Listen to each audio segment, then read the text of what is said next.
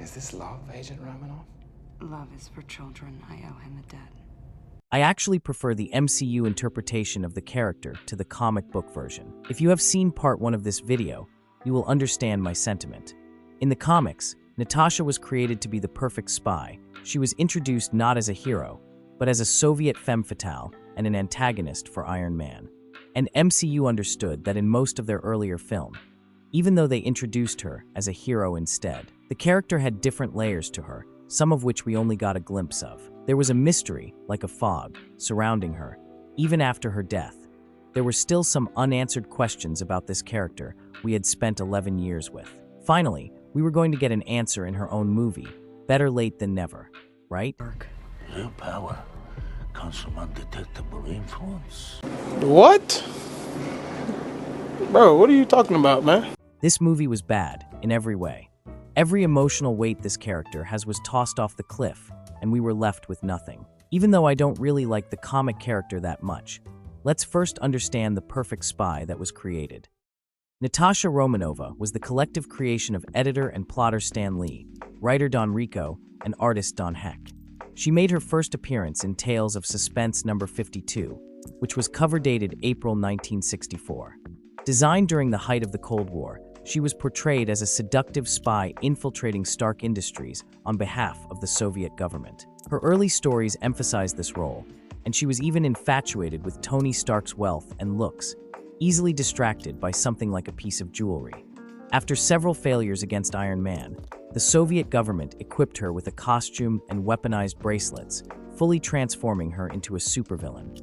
Her journey to heroism began with her feelings for another Marvel archer. While manipulated by her superiors, she was brainwashed and pitted against the Avengers. It was her love for Hawkeye that ultimately motivated her to break her conditioning and switch sides, defecting from the Soviet Union to the United States. This is one of my problems with the character. She was either motivated by shiny objects or a man. Although she was the first solo female character that wasn't made as a love interest for anyone, she remained as such for a while, with Hawkeye and Daredevil.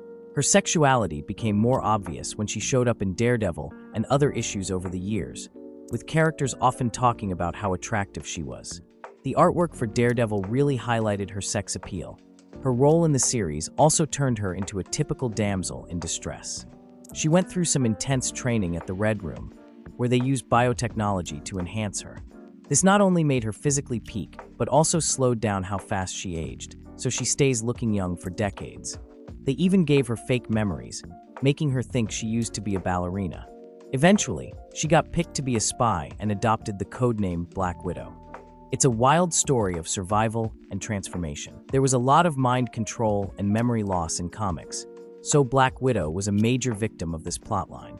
Black Widow stories often dig into her journey to figure out who she really is as a spy while dealing with the trauma from her harsh training in the Red Room. In the earlier comics, they highlighted her Soviet roots, showing her bosses as pretty evil characters and setting her apart from the more heroic American superheroes. She's a key female character and a classic femme fatale, which has led to some mixed portrayals in the comics, especially when tackling traditional gender roles versus the wave of feminism at the time. Plus, the character ends up being heavily sexualized, both by the artist drawing her and the other characters she interacts with. In the Red Room, she developed espionage skills and enhanced her physical abilities with biochemical modifications. While she doesn't have superpowers, she's an expert in hand-to-hand combat, martial arts, and handling weapons and vehicles. She's also a gymnast with ballet training and speaks multiple languages, including Chinese, English, French, German, and Russian. In the Venom War storyline, she even gains symbiote powers.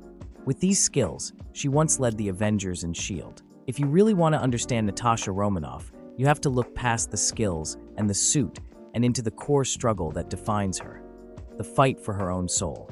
Her entire life is a powerful, walking example of a philosophical idea called moral agency. In simple terms, moral agency is the capacity to make your own ethical choices and be responsible for them. For most people, this is a given. For Natasha, it's the central battle of her life. She was the hand that pulled the trigger, but she wasn't granted the freedom to choose her target. This is what makes her defection and her entire heroic journey so profound. Joining S.H.I.E.L.D. and the Avengers wasn't just a career change. It was her defiant, lifelong declaration that she is a moral agent. Every mission she takes, every life she saves, is a conscious choice she makes to atone for the choices that were stolen from her. This film had one job: to finally explore the complex, brutalized psyche of Natasha Romanoff that had been hinted at for a decade. All the flashbacks and conversations she had had in the past make it clear. Instead, it gave us a generic action romp that watered down every established characteristic she possessed. In the comics, Natasha's survival isn't just about skill. She received a version of the super soldier serum. The MCU never mentions this. So when we see her walk away from car crashes, brutal falls, and explosions that would kill a normal human, it feels unearned. It breaks the internal logic of her own world. She's just lucky. This isn't storytelling, it's convenience. I know the stakes aren't relevant since we know she isn't going to die, but make things make sense. Well, I've got 3 major problems with this movie, but let's start from the end. Dreykov. He is not a character. He is a plot device with a pulse. The head of the infamous Red Room, a Russian man who has evaded all intelligence agencies for decades, who turned abuse into a global enterprise, should be a chillingly intelligent, formidable psychological opponent. Instead, he is written as a pompous, easily flustered bureaucrat. Compare it to the Loki interrogation in The Avengers. That scene was a masterclass in subtext and power dynamics. Loki was in a glass cage, but he controlled the room in the beginning of the conversation. Natasha's strategy was brilliant because she respected his intelligence. She identified his narcissism and weaponized it, making him believe that revealing his plan was his own idea. I broke this down in the part 1 of this video, so please check it out. Now look at the Dreykov scene. Natasha's strategy isn't clever, it's juvenile. She essentially taunts him like a schoolyard bully, calling his operation stupid and using reverse psychology. And it works immediately. A master strategist who built an empire on secrecy monologues his entire plan because his feelings got hurt. You didn't fight in the shadows. You hid in the dark. Real power comes from undetectable influence. No one's noticed, then why even do it? You're nothing. She basically said no one knows about a spy organization. Is that supposed to be an insult or a compliment? The scene is structured and directed not as a high-stakes mental duel, but as a simple information dump. It doesn't make Natasha look smart. It makes Dreykov look like an idiot, which in turn makes Natasha's entire history as his victim feel less impactful. If he's this foolish, how did he ever control her? This terrible character work extends to the handling of Antonia, the twisted heart of Natasha's guilt. The reveal that Taskmaster is Dreykov's daughter, the same girl Natasha bombed, should have been a seismic emotional event. But the execution was ridiculous. Antonia has no agency, no personality, no dialogue. She is a literal robot. The film tries to generate a story from her condition, but because we never meet the person she was before, her liberation has zero emotional weight. We are told to care, but not shown why we should. The final resolution, between Natasha and Antonia, is perhaps the worst offender. After Natasha frees her from the mind control with the magical plot device Vapor,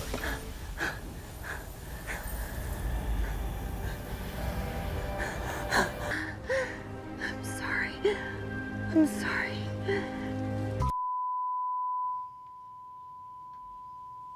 That's it? That's the last episode? That was just a bunch of cheap walk cycles! What a rip! the film seems to believe that freeing Antonia from the physical control absolves Natasha of her guilt, but it completely ignores the psychological and emotional consequences for both women. This isn't catharsis, it's narrative cowardice. It avoids the messy, difficult work of actual forgiveness and healing in favor of a clean, empty victory. The script uses Antonia not as a character, but as a prop to be rescued so Natasha can check guilt off her list and feel better about herself. This was the character that Loki mentioned and how much it affected her. Dreykov's daughter. But this character is lifeless and very useless. You can replace her with a random super soldier, and it wouldn't have made a difference. When we see Natasha fight Bucky, we see how interesting it is. Like I said in my previous video on stakes, she knows he can kill her easily. So she always attacks when he is distracted and with a clear plan. If not, she runs away. This movie shows us that not only does Taskmaster have a super soldier serum, but she mimics every Avenger's fighting style. How is Natasha supposed to win against that? Let me give you a hint. She wouldn't. There's no way in hell Natasha is supposed to go anywhere near Taskmaster without dying. It would have made sense if she had tried to talk to a rage-filled Antonia, supposing she has emotions and was manipulated by Dreykov, and had done what Steve did with Bucky, not fighting back because she wasn't going to win either way. It should be the most emotional and heartbreaking scene with a monster and its creator, just like Natasha and Dreykov, but this time both of them are victims of the circumstances. The film is so desperate to give Natasha a win that it refuses to give her a worthy opponent or a morally complex victory. It simplifies trauma, reduces guilt to a problem that can be solved with a key, and ultimately delivers a climax that is as weightless as the floating red room itself. Thank you for your cooperation.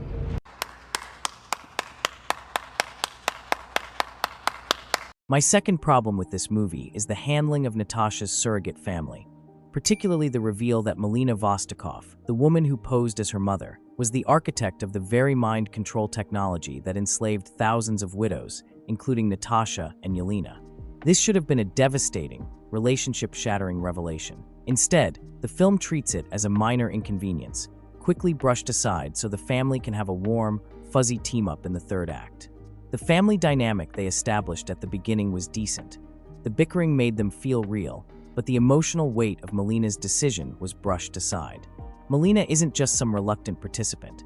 She is a brilliant scientist who willingly designed the chemical subjugation process that robbed countless women of their free will. This places her as arguably more culpable than Dreykov himself in the Red Room's operations.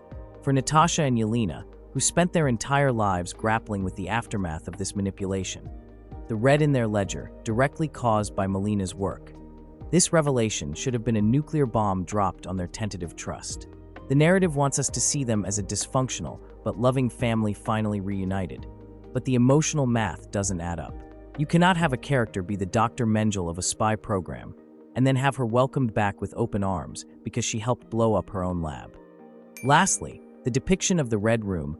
The film had a decade of buildup, starting with Natasha's haunting vision in Avengers: Age of Ultron, which portrayed the Red Room as a place of psychological horror. This brief glimpse promised a deeper exploration of trauma and resilience, but the actual film delivered a generic, weightless spectacle that utterly betrayed its potential. Instead of the gritty, grounded nightmare the vision suggested, we got another floating CGI fortress than a terrifying real-world operation.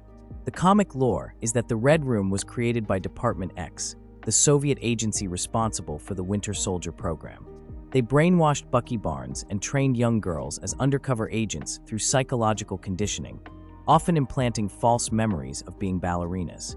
This doctor, Ludmila Kudrin, developed a version of the Infinity Formula to preserve the girls' youth and health. This place is one of the most disturbing places in comic book history, but here it doesn't even feel real. The widows themselves were similarly wasted. These were supposed to be elite assassins, women stripped of their autonomy and honed into perfect killers. Yet in practice, they functioned as faceless goons, easily dispatched by Natasha and Yelena with minimal effort. This is where the film misunderstood its own stakes. The action lacked brutality and consequence. It felt like a dance rather than a life-or-death struggle. This is where the John Wick spin-off Ballerina, despite its flaws, demonstrates how the Red Room should have been portrayed. Their training is shown as brutal and relentless, and every fight feels raw, messy, and exhausting. When Eve fights, you feel the impact of every blow, the desperation in every move. She doesn't glide through enemies effortlessly. She struggles, she gets hurt, and she earns every victory. This is the energy the Black Widow movie desperately needed. The Red Room should have been depicted as a closed, immersive environment, a hidden compound where the widows trained in unforgiving conditions. The fights should have been visceral and inventive, emphasizing the widows' unique skills. These are not just brawlers, they are masters of disguise, manipulation, and specialized combat. A fight against one widow should feel like a nightmare, a struggle against someone who is always 2 steps ahead. Against a group of them, it should feel hopeless. Black Widow failed because it tried to be a fun, quippy Marvel family romp, while also being a dark thriller about trauma and redemption. The two tones canceled each other out. As with many of the Marvel films in this period, this movie should have been dark and void of any CGI. This movie was really bad, and it ruined Natasha's character once and for all. In the back of her neck. In the back of her neck. Look. You find it difficult to look at her. I do.